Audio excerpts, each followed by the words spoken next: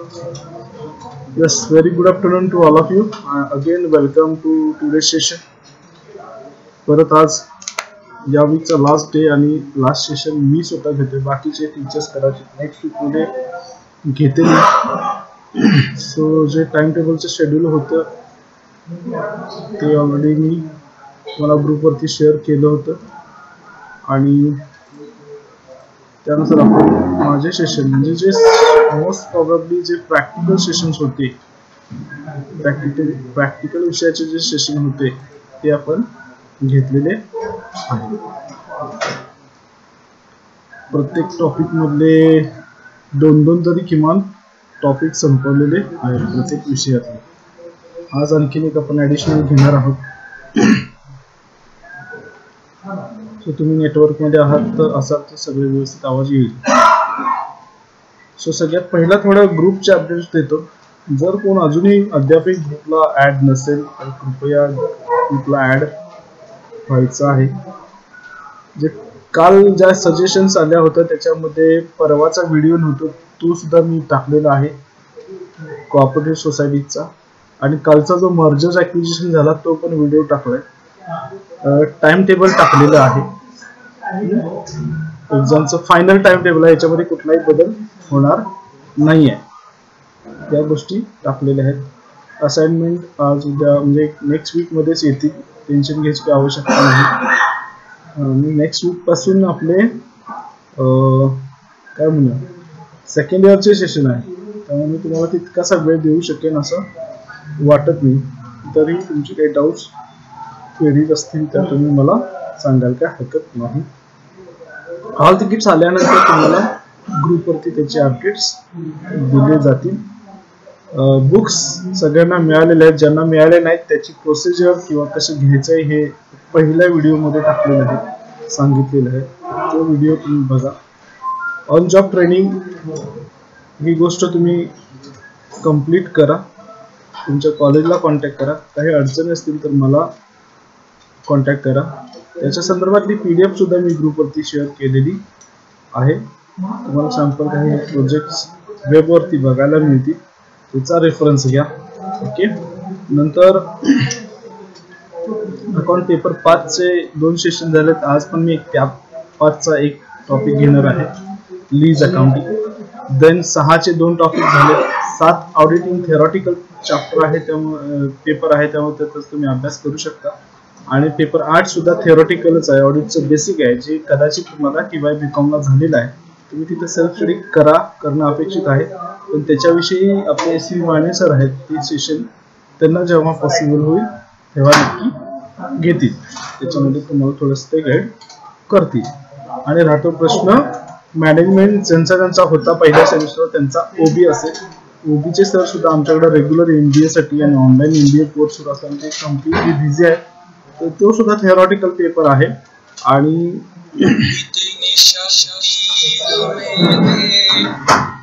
एकच मिनिट का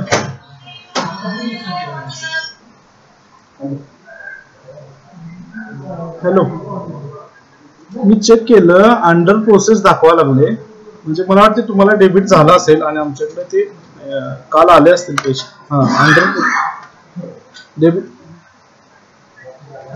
मेसेज नसेल पण स्टेटमेंटला असेल मॅडम, त्यामुळे काय टेन्शन नका घेऊ. गेले असतील 5,000.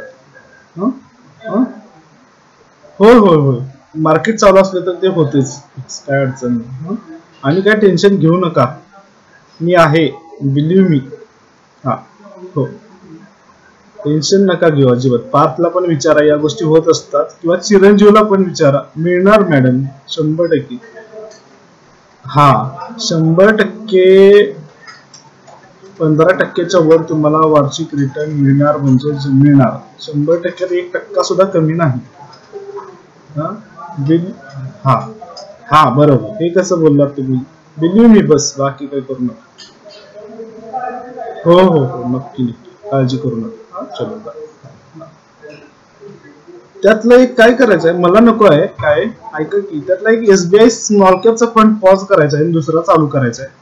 ते आपण मी सांगतो, तो चेंज करायचा आहे फक्त. हा तो हो हो, त्याला फक्त OTP लागतात मला. ते जेव्हा तुम्ही फ्री असाल तेव्हा. कधी येणार आहे परत तुम्ही काश्मीरवरून? एवढे दिवस आहे?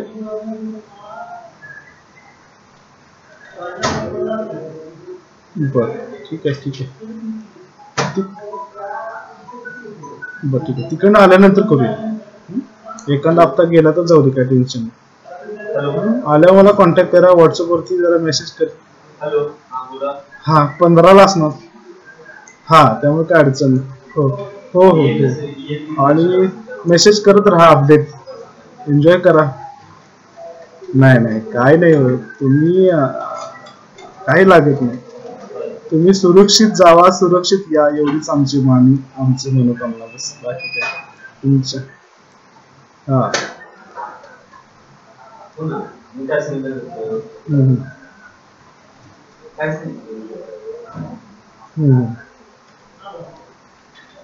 बरोबर.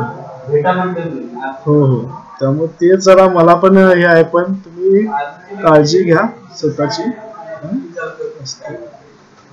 एन्जॉय करा फुल. चलो बाय. थँक्यू.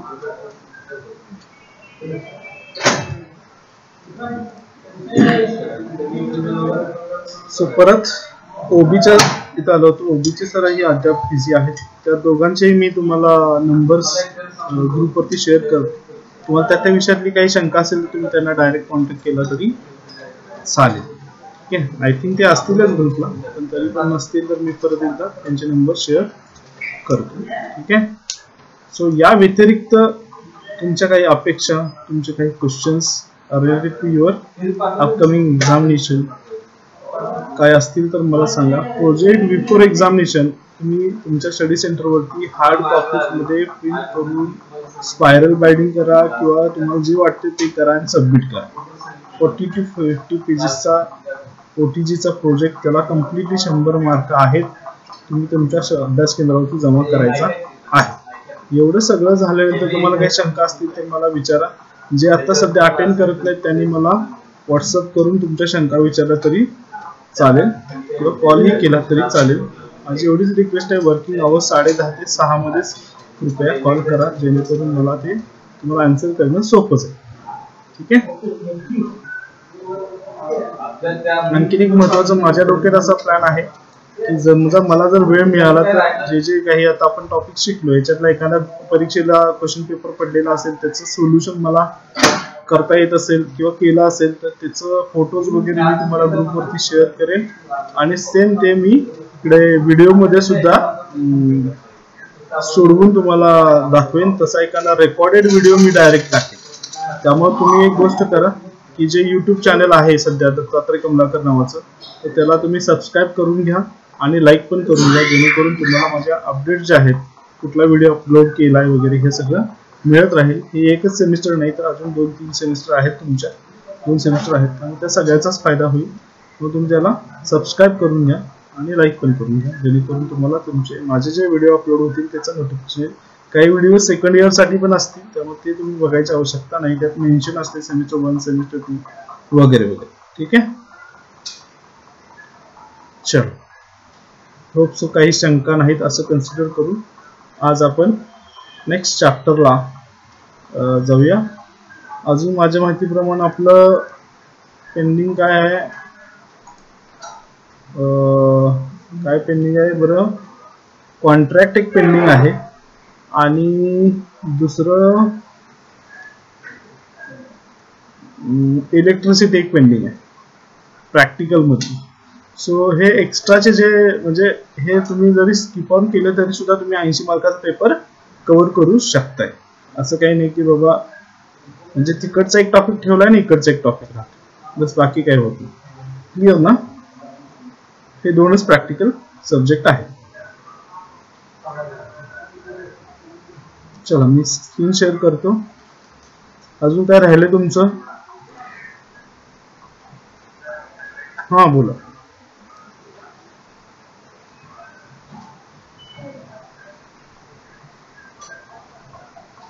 अर्षल पहिला तुम्ही व्हिडिओ सुरू करा. तुम्हाला मराठी समजत नव्हते मगाशी.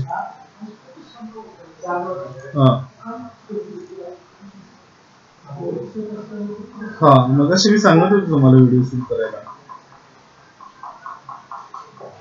मला दिसत नव्हता खरं. ठीक आहे. असो, तुमचं प्रोजेक्ट गाईड हे तुमच्या कॉलेजचे इंटरनल जे असतील ते असते. जे इंटरनल जे तुमचे कॉलेजचे कोऑर्डिनेटर ते जे नाव देतील ते तुमची प्रोजेक्ट गाईड असते. ऑर्गनायझेशन मधले तुम्हाला फक्त ऍज अ गाईड असतील, पण ते त्यांना मार्क द्यायचे अधिकार असणार नाही.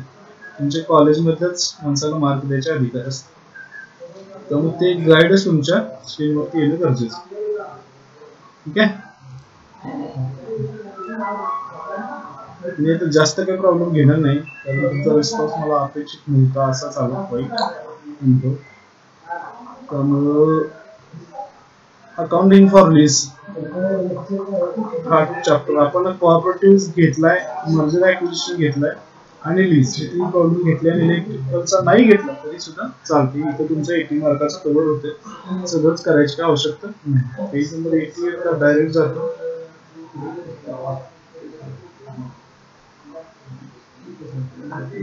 Accounting for lease. What is meant by lease?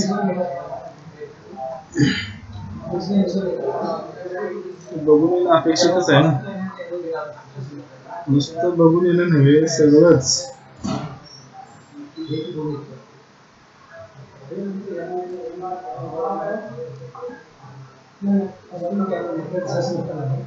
Lease is a contract between the owner of the asset, that is called a lessor, and lessee. The grant to another party lessee exclusive right to use the asset usually for agreed period of time in return for the payment of rent. Lease मध्ये काय होतं की laser असतो तो काय करतो, एक asset purchase करतो आणि ती भाड्याने देतो कुणाला, लेसीला. This is the contract between lessor आणि लेसी. ती असेट यूज करण्यासाठी पर्टिक्युलर पिरियड साठी, त्या पिरियड साठी तो काय करतो, त्याला रेंट देतो, भाडे देतो. समजा एखादी कंपनी आहे, तिला एक मोठी मशिनरी घ्यायला त्यांच्याकडे फंडिंग नाही, तर ती काय करते, ते जे आहे असेट ती रेंट वरती घेऊ शकते. दॅट इज कॉल्ड लेसर, म्हणजे लीज अकाउंटिंग. सो लीज मध्ये लेसीला लेसर कडून ती पर्टिक्युलर असेट मिळते फॉर यूज. त्याची ओनरशिप मात्र लेसर कडेच राहते. लेसी तो वापरतो, लेसी वापरण्याच्या बदली तो काय करतो, त्याला रेंट देतो आणि हा पर्टिक्युलर पिरियड साठीच असतो.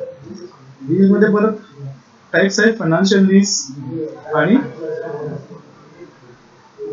लीज अग्रीमेंट असतो. वेगवेगळ्या टर्म्स आहेत. ड्युरेशन म्हणजे 5 वर्षासाठी, रेंट किती ठरवायचं, डिपॉझिट म्हणजे त्याला आपण डाऊन पेमेंट म्हणतो ते किती असणार, टर्म ऑफ यूज कसे असणार आहे, युटिलिटीज असणार, इन्शुरन्स, रिपेअर्स मेंटेनन्स कोण करणार, advantages disadvantages of lease financing फायदे तोटे आहेत. थेरॉटिकलच्या दृष्टीने महत्त्वाचं वाचून घ्या. अकाउंटिंग स्टँडर्ड कुठला आहे तर 19. हे एमसीक्यू मध्ये तुम्हाला विचारतात. Accounting standard for lease. So TS 19 is first. Indian ES 116 हे लीज आहे. ES 19 आणि 116 मध्ये काय फरक आहे? Check your purpose. So a person organized that allows another person to organize. This is something they own in return of regular payment of owners. Allows another person, that is lesser. बघा हे answer सगळे खाली असते. These activities initially in India कधी सुरू झाली ते त्याचे उत्तर तुम्हाला वर पण आणून मिळतील म्हणजे थेरॉटिकल मध्ये. Types of finance lease, leverage lease, sale and lease back, cross border lease, हे सगळे टाइप्स आहेत. अकाउंटिंग फायनान्शियल लीज ह्या कन्सेप्ट इथं ज्या आहेत त्या सुद्धा खूप इम्पॉर्टंट आहेत. Principal amount, financial charges that is called interest, depreciation, सगळ्या गोष्टी आहेत ज्या खूप महत्त्वाच्या. या इथं ह्या जर्नल एंट्रीज आहेत त्या सुद्धा इम्पॉर्टंट आहेत. मे बी जर्नल एंट्री सुद्धा कधी कधी विचारल्या आहेत. So finance lease and operating lease आणि कंबाईंड लीज हे 3 प्रकारचे टाइप्स असतात. सो फायनान्स लीज वरती आपण आज होता हा प्रॉब्लेम बघणार आहोत. आवाज येतोय ना proper?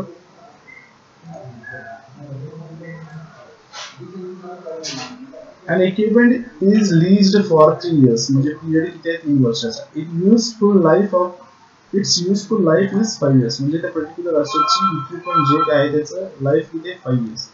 Both the cost and fair value of the equipment 3 lakh. त्याची कॉस्ट अँड फेअर म्हणजे मार्केट व्हॅल्यू थोडक्यात 3 लाख आहे. The amount will be paid in 3 installments and termination of lease lessor will get back equipment. म्हणजे काय होतंय? 3 वर्षात त्याची amount instalment घ्यायची आहे आणि ती असेट परत कोण घेते? लेसर घेते. जर राहिलेले 2 वर्ष तर लेसर वापरणार आहे. The under unguaranteed residual value at the end of third year is 40,000. म्हणजे 3 लाखाच्या तिसऱ्या वर्षाच्या एंडला त्याची व्हॅल्यू किती शिल्लक राहणार? 40,000.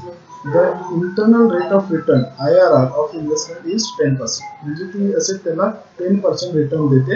फॉर एक्झाम्पल 3 लाखाची इन्व्हेस्टमेंट आहे तर त्याच्यावरती 30,000 रुपये त्याला ती रिटर्न देते. The present value annuity factor for 1 पहिल्या वर्षी, तिसऱ्या वर्षी त्याचे हे internal rate of return during the end of third year 2.486. दिले असतील ते फर्स्ट इयरचं कुठे दिलं? फर्स्ट इयरला फर्स्ट राहील, सेकंड इयरला 10% 2.48 ह्याचं काय करायचं सांगतो पुढे. State the reasons whether the lease condition lease constitutes for financial lease calculate unearned financial income. So इथं present value of residential value 40,000 जी आहे ती कुठल्या तिसऱ्या वर्षी होणार त्याची रेसिडेन्शियल व्हॅल्यू. त्याची आत्ताची व्हॅल्यू किती होते? 30,000 व्हावं.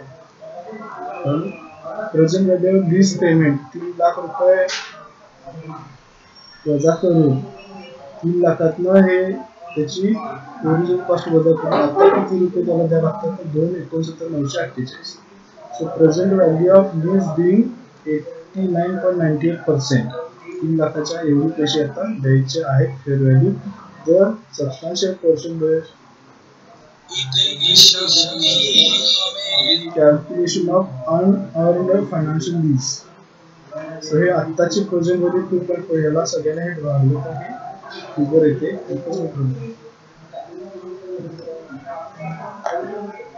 हॅलो ऑफिस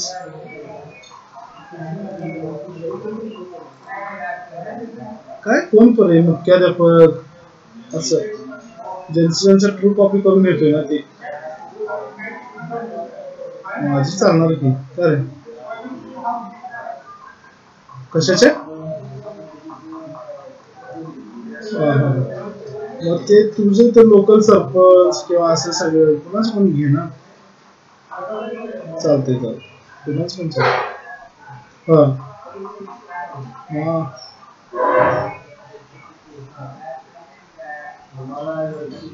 अरे बाहेरचं कोण तसं असते ते कुणी द्यायचं असते character.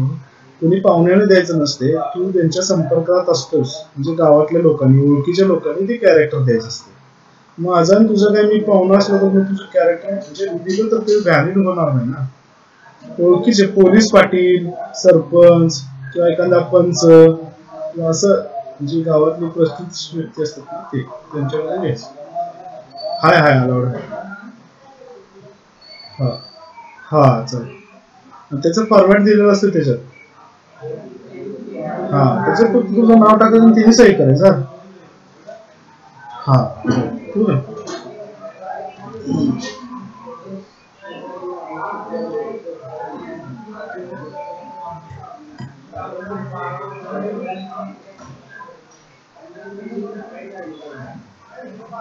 So calculate unearned financial income ते काढत असताना काय केलंय बघा त्यांनी. हे प्रेझेंट व्हॅल्यू फॅक्टर आहे 2.4868. सो एवढी व्हॅल्यू टोटल द्यायची आहे आणि मग त्याला डिवाइड बाय प्रेझेंट व्हॅल्यू फॅक्टरने केलं तर एवढे तुम्हाला अॅन्युअल लीज पेमेंट करायला पाहिजे. ग्रॉस अॅन्युअल लीज हे एवढं पेमेंट किती वर्ष करायचं? 3 वर्ष प्लस त्याचं 40,000 ची व्हॅल्यू शेवटी मिळणार.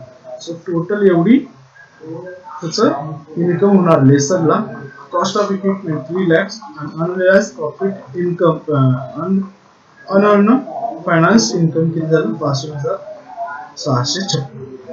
सो या पद्धतीचा प्रॉब्लेम काय परीक्षेला येत नाही, पण हा सेकंड जो आहे अशा पद्धतीचे प्रॉब्लेम्स तुम्हाला परीक्षेला येतात. तर हे बघ, Tushar limited take a plant on lease. Plant म्हणजे माहिती आहे असं गोष्ट जी जिथे तुम्ही प्रोडक्शन वगैरे करू शकता, बरोबर.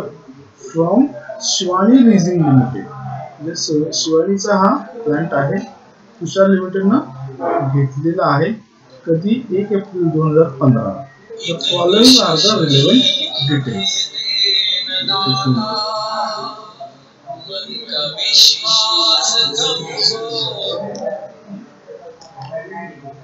बोला की आहे की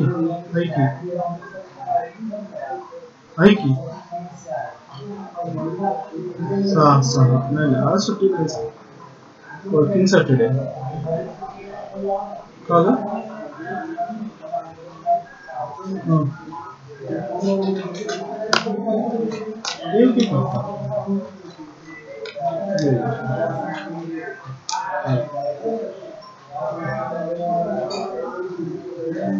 कुठला वर्ग? सेकंड.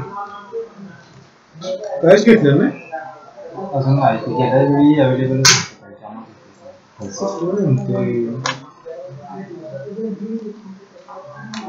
आता टॅक्सेशन नसेल.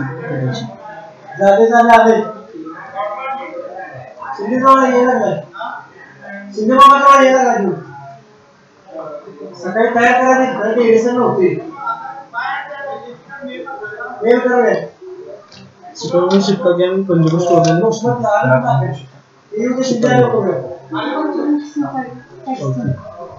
टॅक्स अवेलेबल नाही. सेकंड इयर संपली तेच की संपलं ते प्रिंटिंग संपलं. आता पीडीएफ वरतीच करायचं.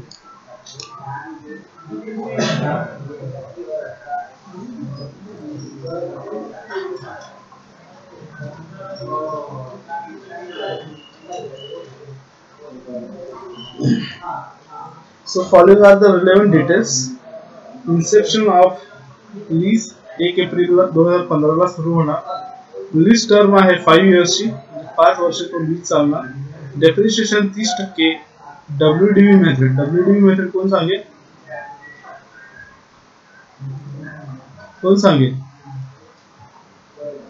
WDV मेथड कोण सांगेल?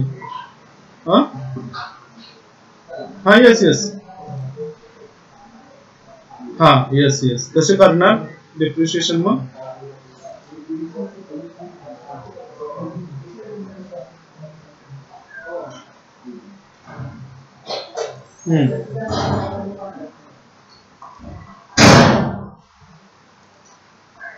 बरोबर, absolutely right. Made a very nice answer. So हे रिटर्न डाउन व्हॅल्यू किंवा यालाच रिड्युसिंग बॅलन्स मेथड असं म्हणतात. आणि फिक्स इन्स्टॉलमेंट मेथड एक असते. फिक्स मध्ये फिक्स्ड डेप्रिशिएशन राहत असतं, पण रिटर्न डाउन मध्ये जी व्हॅल्यू डेप्रिशिएशन वजा करून आलेली असते त्या व्हॅल्यूवरती पुढच्या वर्षीचं डेप्रिशिएशन पुट अप केलं जातं. ठीक आहे. फेअर व्हॅल्यू आहे 2,50,000, म्हणजे ही थोडक्यात कॉस्ट आहे. रेसिड्युअल व्हॅल्यू 5 वर्षानंतर या प्लॅनचं व्हॅल्युएशन 0 होणार आहे.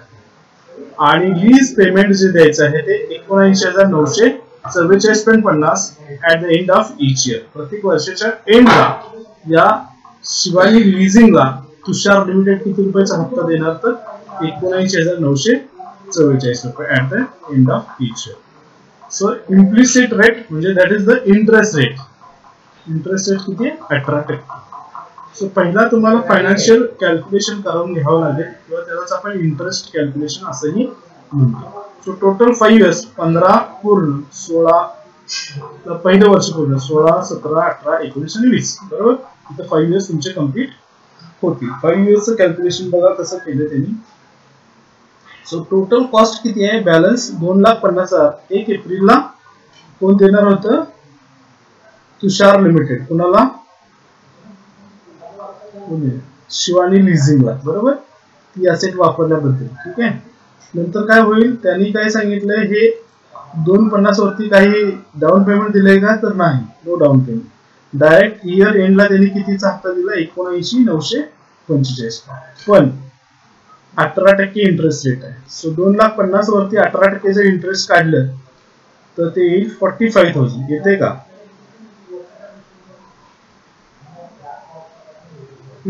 येस. ओके, 2,50,000 वरती 18% इंटरेस्ट आलं, 45,000 इन्स्टॉलमेंट आली. ते त्यालाच आपण लीज पेमेंट म्हणून इथे म्हटलंय. काय? लीज पेमेंट, बरोबर. Lease payment 79,944.50. सो हे lease payment end of the first year मिळालं. त्यातलं ऍक्च्युअली इंटरेस्ट 18% किती आहे? 45,000. So out of lease payment 45,000 हे इंटरेस्ट आहे. Remaining amount is called a principal amount. म्हणजे ऍक्च्युअली 2.5 लाखातले फक्त एवढेच रिसिव्ड झाले.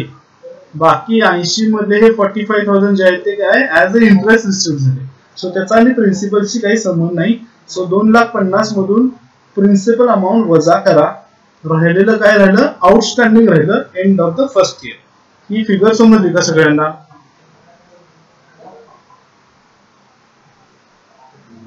येस, सगळ्यांना सगळं. हा, काय की 2,50,000ची असेट होती, डाऊन पेमेंट 0.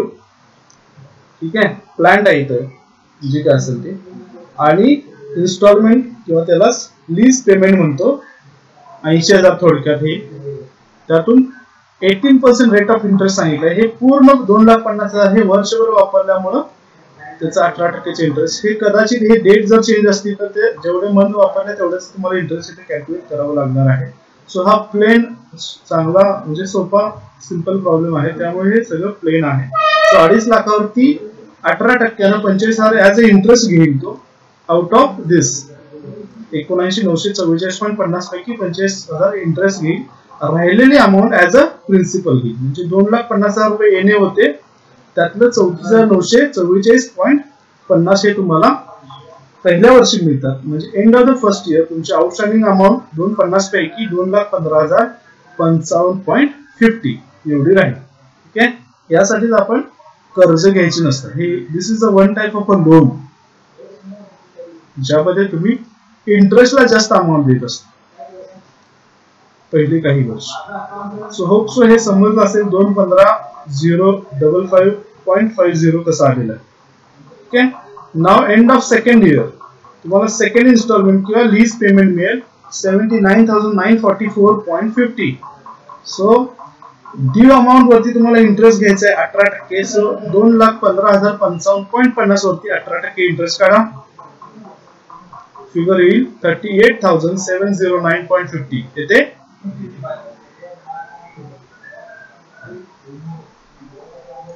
कॅल्क्युलेट करायचं आहे. ठीक आहे. सो हे इंटरेस्ट आहे ते कशामध्ये आहे तर या लीज पेमेंट मध्ये आहे. सो यातून हे वजा करा, तुम्हाला काय मिळेल? प्रिन्सिपल अमाऊंट किती मिळाली ते मिळेल. म्हणजे प्रिन्सिपल किती मिळाले? 41,235. सो येणं किती होतं प्रिन्सिपल? 2,15,055.50 आउट ऑफ एवढे मिळाले आपल्याला 41,235. सो 2,15,055.50 मधून 41,235 वजा करा, कारण ते मिळाले. म्हणजे आता एंड ऑफ सेकंड इयर किती रुपये शिल्लक राहिले? 1,73,821.50 वगैरे काय तर राहील कदाचित. ठीक आहे, राहतात ना?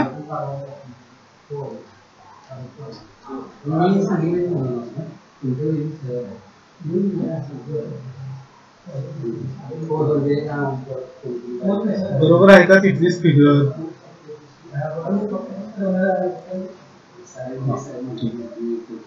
बाकीच्यांचा काही आवाज येत नाही, कॅल्क्युलेशन करता येत नाही. परीक्षेत तुम्हाला कॅल्क्युलेशन करावंच लागणार इथे जरी आले नाही ते.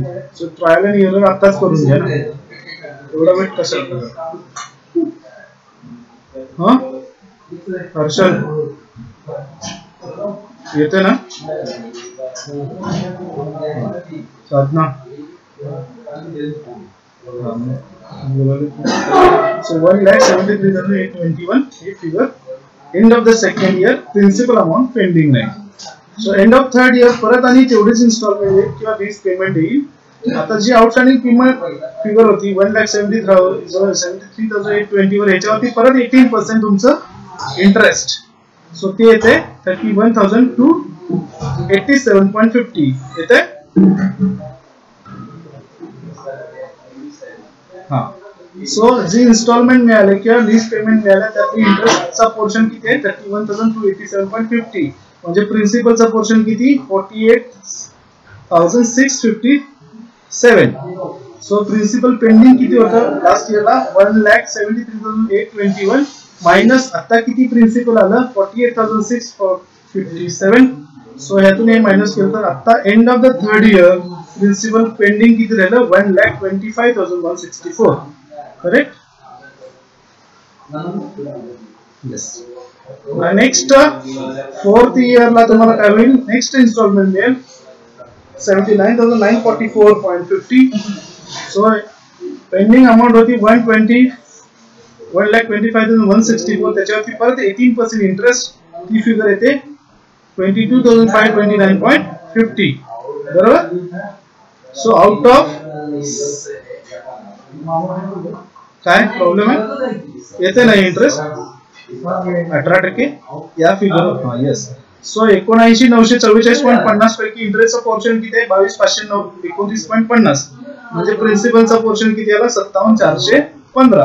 1,25,164 हा प्रिन्सिपल शिल्लक होता. आता प्रिन्सिपल मिळाले 57,415. म्हणजे प्रिन्सिपल शिल्लक किती राहिलं 67,749. ओके. नाव जे काय असेल ते लास्ट इन्स्टॉलमेंट तुम्हाला मिळेल लीज पेमेंट.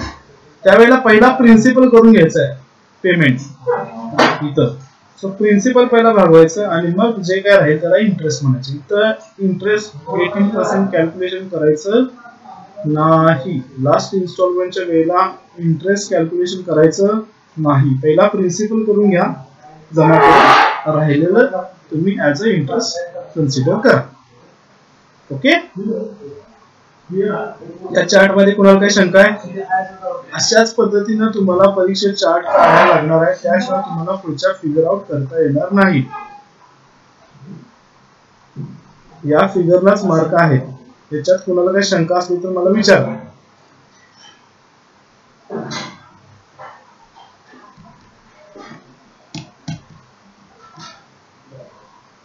समजलं. Yes no.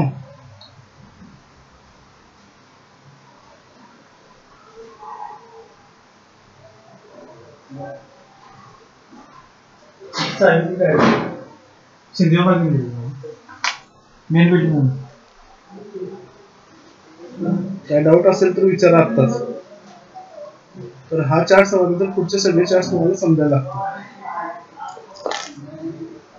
हा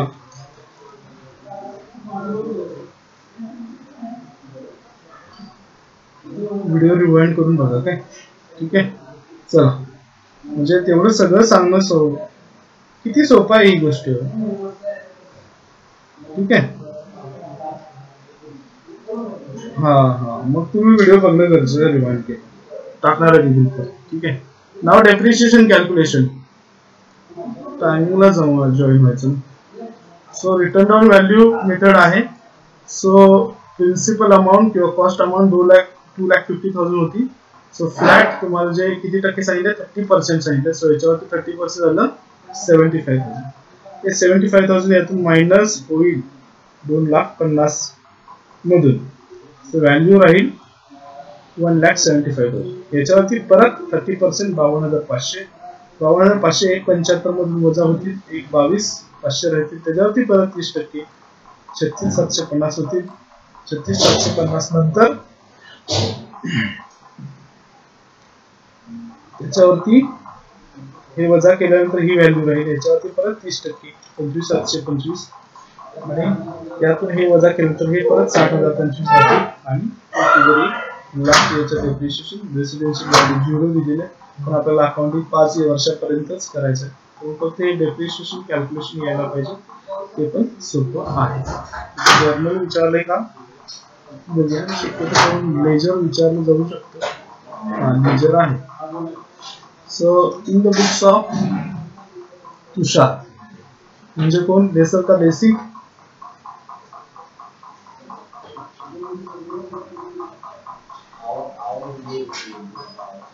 in the books of Tushar म्हणजे हा तुषार लेसी आहे. ठीक आहे. सो लेसीला कोणकोणते अकाउंट्स काढायला लागतात बघा. लीज रेंट अकाउंट सगळ्यात पहिला लीज रेंट अकाउंट काढायला लागेल. Second lease obligation account. Okay. Third interest account, depreciation account. I think depreciation. 4 account तुम्हाला in the books of lessee करावे लागतात. कारण एक तर तो रेंट देणार असतो आणि रेंट पे करतो. Lease rent account. So first end of the first year त्यानं काय केलं? पैसे केले. म्हणजे लीज रेंट साठी त्यानं to bank account, lease rent account debit to bank account ही जर्नल एंट्री वरती असणार आहे in the books of lessee. बघून घ्या आहे की नाही. आहे का? बुक तुमच्याकडे अवेलेबल आहे. In the books of Shivani, in the books of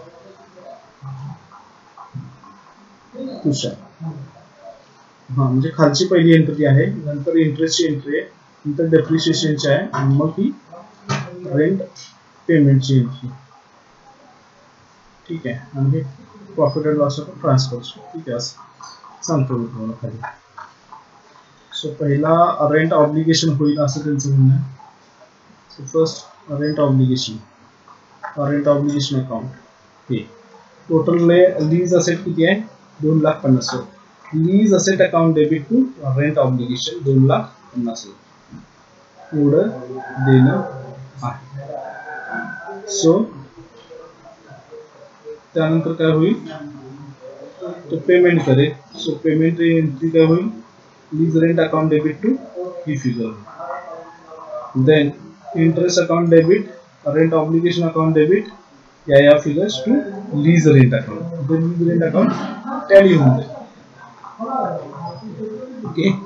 इथं फर्स्ट इयरला एवढा बॅलन्स शिल्लक राहील. प्रिन्सिपल अमाऊंट जे आहे इथं रेंट ऑब्लिगेशन ही याचा सेकंड इफेक्ट येईल. याचा सेकंड इफेक्ट रेंट ऑब्लिगेशनला जाईल आणि याचा सेकंड इफेक्ट इंटरेस्टला जाईल. सो इथं सेकंड इफेक्ट आलेला आहे. हा सेकंड इफेक्ट आणि इंटरेस्टला इथं परत सेकंड इफेक्ट इंटरेस्ट अकाउंट. आणि डेप्रिशिएशन बघितलं तर डेप्रिशिएशन पहिल्या वर्षी 75,000 आणि that is transfer to profit and loss. प्रत्येक वर्षी depreciation transfer to profit and loss केलेलं आहे. बस. आणि इंटरेस्ट सुद्धा transfer to profit and loss अकाउंटच. हे प्रत्येक वर्षाचं इंटरेस्ट जे आहे ते सुद्धा profit and loss account transfer होईल. म्हणजे इंटरेस्ट अकाउंट समजावून सांगितलं तुम्हाला आणि इंटरेस्ट अकाउंट समजावून सांगितलं, डेप्रिशिएशन अकाउंट समजावून सांगितलं. हे राहिले दोनच. स्वतः रेंट ऑब्लिगेशन मध्ये काय होईल? एवढं शिल्लक होतं हे कॅरी फॉरवर्ड होईल. बरोबर.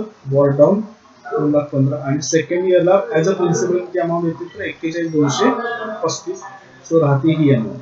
सो ही परत ब्रॉड फॉरवर्ड होईल तिसऱ्या वर्षाला आणि तिसऱ्या वर्षाला प्रिन्सिपल अमाऊंट जी येईल ती इथं गेलं बॅलन्स राहील.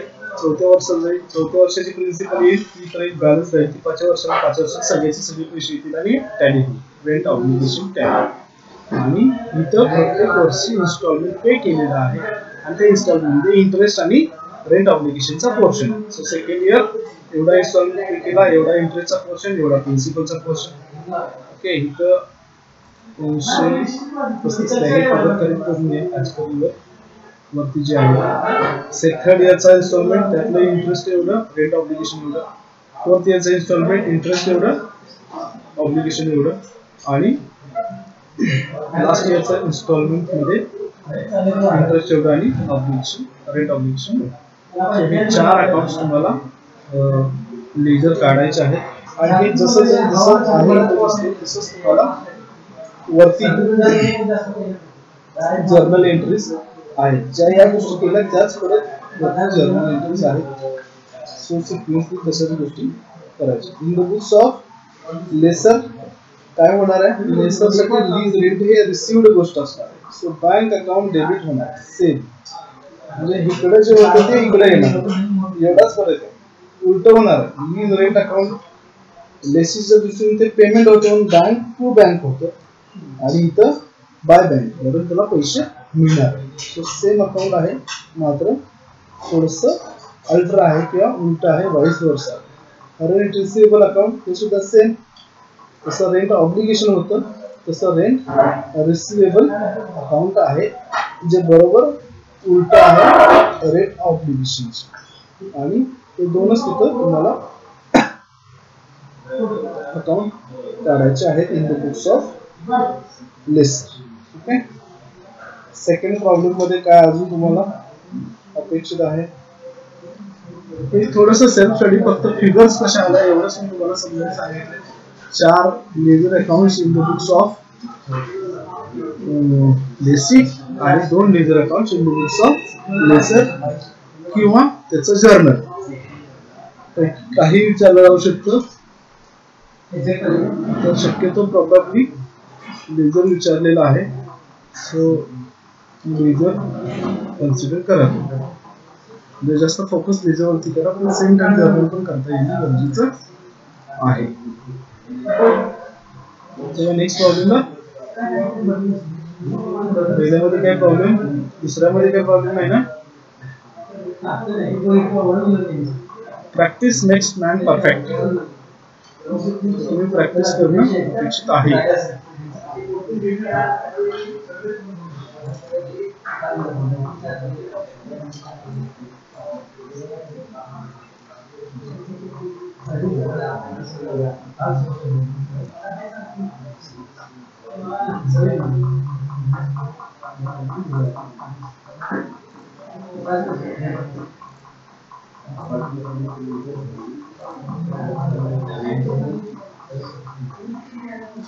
इथं बघा, home limited takes plan on lease 1 April 2013 from west leasing. West leasing हे लेसर आहे आणि होम लिमिटेड लेसी आहे. 1 जानेवारीला स्टार्ट झाला, 5 वर्षाचा टर्म आहे, 20% WDV डेप्रिशिएशन आहे, 7 लाख फेअर व्हॅल्यू आहे. 5 वर्षानंतर रेसिड्युअल व्हॅल्यू 0 आहे. लीज पेमेंट आहे 2,08,821. End of the each year implicit rate, that is interest rate आहे 15%. सेम आहे. You are required to give journal and ledger accounts in the books of lazy and ledger adopting financial risk. So rate of interest इथे 15 आहे. Calculation मध्ये 15 का घेतलं मला माहित नाही, पण हे 15 ने कॅल्क्युलेशन असेल. 7 लाखावर 15% काढून घ्या. हा 1,05,000 येते ना. येस, सो इथे चुकले, 18 लिहिलेली तर 15 करून घ्या. ठीक आहे. सो 7 लाखापैकी पहिल्या वर्षाची इंटरेस्ट, पहिल्या वर्षाची इन्स्टॉलमेंट 2,08,821 आली. त्यातलं इंटरेस्ट किती आहे 1,05,000. म्हणजे प्रिन्सिपल किती आलं 1,03,821. 7 लाख वजा 1,03,825 821 म्हणजे बॅलन्स राहिला प्रिन्सिपलचा 5,96,119. आता यावरती सेकंड इयरचं इंटरेस्ट 15% 89,426.85 येते.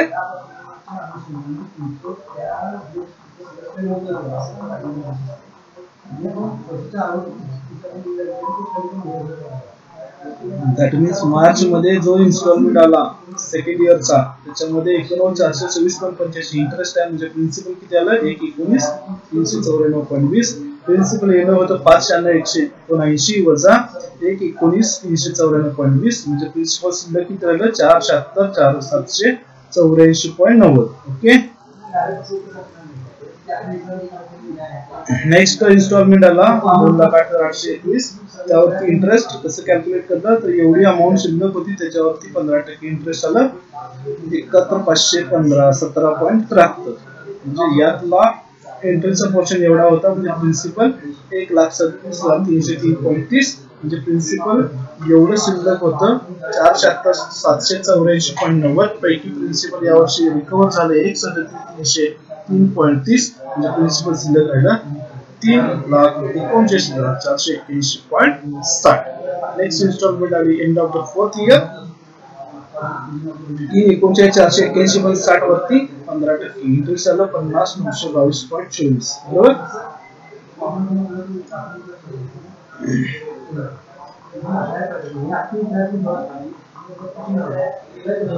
येते का? येते ना?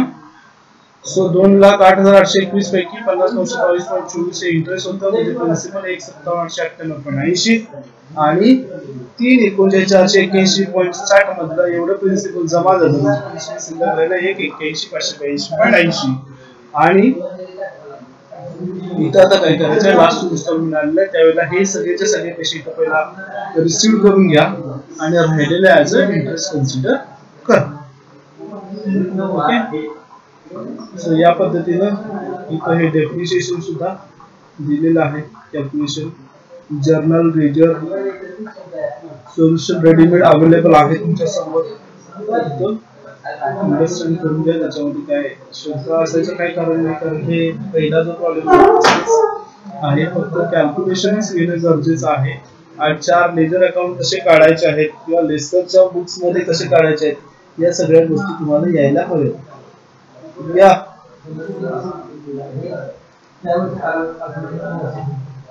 ठीक आहे. चौथा प्रॉब्लेम सांगायचा आहे सेम आहे काही प्रॉब्लेम नाही. कॉम्प्युटेशन अनरिलाइज्ड फायनान्स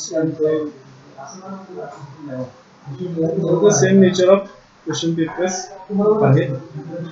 सो या ठिकाणी लीडचं बेसिक जे आहे जे मला सांगायचं होतं तुम्हाला सांगितलेलं आहे हे पण तशाच पद्धतीचा पाचवा प्रॉब्लेम आहे.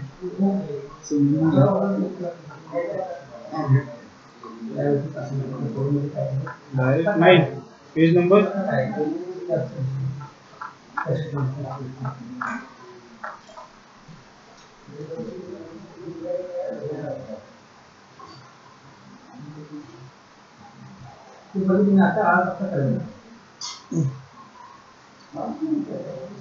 मंगल Murti leasing limited lessor 3D printing machine 3D printing machine देतोय which it acquired at cost 4 lakh त्याची कॉस्ट 4,20,000 आहे. 3D printing machine which has an estimated life 5 वर्षाची आहे.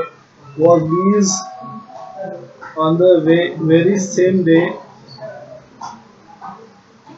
त्या दिवशी लगेच ते लीज वरती दिलेलं आहे. कुणाला दिलंय ते सुकर्ता लिमिटेडला दिलेलं आहे.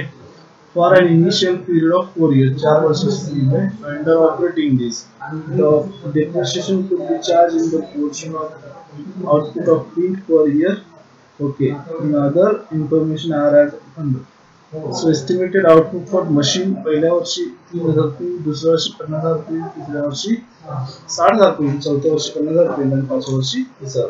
Annual lease payment पहिल्या वर्षी 75,000 पेमेंट दिले, दुसऱ्या वर्षी 90,000, तिसऱ्या वर्षी 1,00,000, चौथ्या वर्षी 1,15,000. गिव्ह जनरल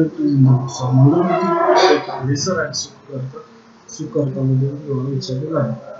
अवघड काय सेमच आहे.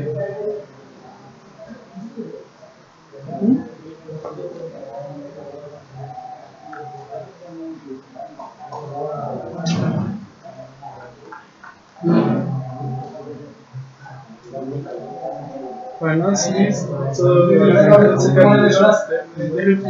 proportionate answer आहे.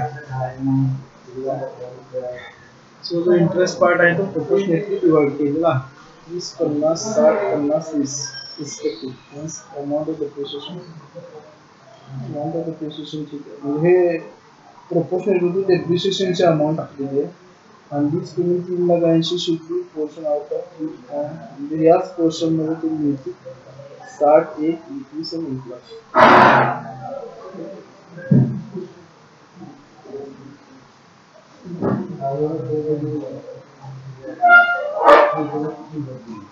जर्नल एंट्री बघा कॅश डायरेक्ट कॅश मध्ये पुढच्या करून इव्हेंट elsewhere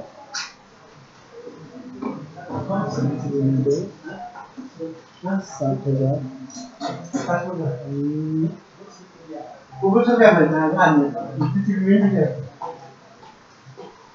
असा याचा चार्ट करून घ्या, तुमच्या लक्षात येईल ते चार्ट केला आणि तो जर्नल एंट्रीज दिलेला आहे त्या फिगर तिथे मॅच होतात त्या तुम्हाला कोणती एखादी ऍडजस्ट करायला लागत असेल तर करून ऑपरेटिंग पेक्षा फायनान्स वरती जरा जास्त फोकस करा. फायनान्सचा आतापर्यंत प्रॉब्लेम परीक्षेला पडलेला आहे. Long term non cancellable lease contract is also known as operating lease lessor lease non cancellable शक्यतो फायनान्शियल लीज असतात. एमसीक्यू चे आन्सर्स तुम्हाला इथे खाली आहेत स्टँडर्डच्या खाली. ठीक आहे. आय थिंक सेमिस्टर 1 सेमिस्टर 2 साठी जेवढा गायडन्स अपेक्षित आहे माझ्याकडून ते मी दिलेलं आहे. जेवढा वेळ मिळेल तेवढा डेली सेशन. आता तुमचा एकच भाग राहिला, असाइनमेंट क्वेश्चन नेक्स्ट वीक मध्ये असाइनमेंट येतील. जे एक्स्ट्रा हवे कॉन्ट्रॅक्ट वगैरे तुम्ही सेल्फ स्टडी करा. काही जर क्वेरीज असतील तर मला विचारा. आणि रिक्रूटरचे जे सेशन्स आहेत ते एप्रिलच्या फर्स्ट वीक मध्ये होतील. ज्यांचे विषय राहिले त्यांनी ते अटेंड करायला काय हरकत नाही. सेमिस्टर 2 च्या संदर्भात जर कॉन्ट्रॅक्ट मला घ्यायला वेळ मिळाला तर घेतोच.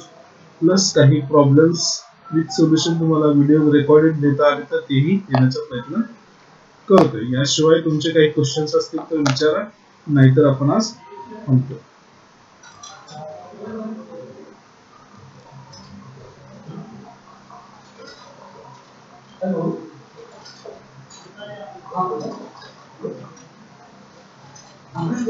ठीक आहे.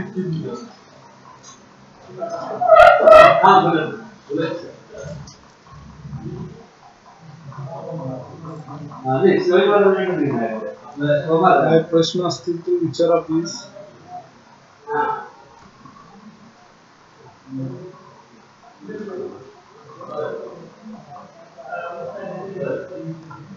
So I think no questions, so no any doubt.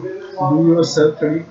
मनापासून शुभेच्छा आहेत परीक्षेसाठी. 15 तारखेपासून टाइम टेबल आहे तुमचं. 22/4 पासून कदाचित आहेत परीक्षा. मनापासून अभ्यास करा, होऊन जाईल, काय टेन्शन नाही. आणि एमसीक्यू शॉर्ट नोट या सुद्धा याच्यावरती सुद्धा थोडस फोकस करा. ठीक आहे. थांबूया. Okay. Sadhana reply. Thank you everyone. You can left if you don't have questions. Thank you so much.